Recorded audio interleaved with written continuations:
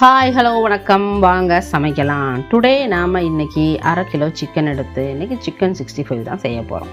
அதற்கு தேவையான பொருட்கள் 1/2 கிலோ சிக்கன், 100 எண்ணெய், வெள்ளைப்பொடி, இஞ்சி, பெப்பர், தேவையான உப்பு, தயிர், மிளகாய் பொடி, கேசரி பவுடர் நிறத்துக்காக, அப்புறம் சிக்கன் பொடி. இப்போ நம்ம நல்லா வாஷ் பண்ணி சிக்கனை கழுவி எடுத்துக்கிடுவோம். இப்போ கழுவியாச்சு. இதுக்கு தேவையான பொருட்களை சேர்த்துருவோம். சிக்கன் பொடி ஒரு 2.5 ஸ்பூன் போடுவோம்.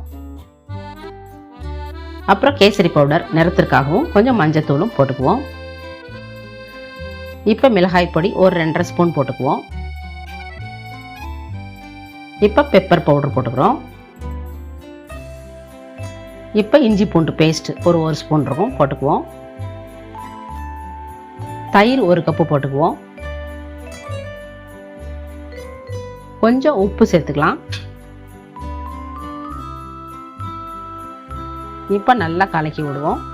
இதை நல்லா கலந்து விடணும்.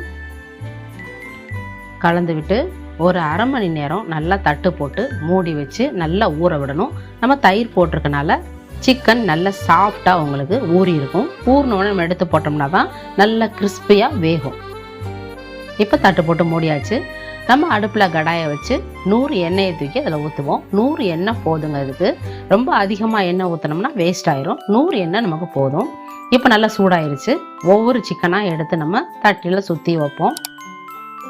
நல்ல அகலமான பாத்திரமாக இருந்தால் தான் சிக்கன் வேகிறதுக்கு உங்களுக்கு நல்லா சௌகரியமாக இருக்கும். இப்போ நம்ம ஒன்றா எடுத்து நம்ம வேக வைக்கிறோம்.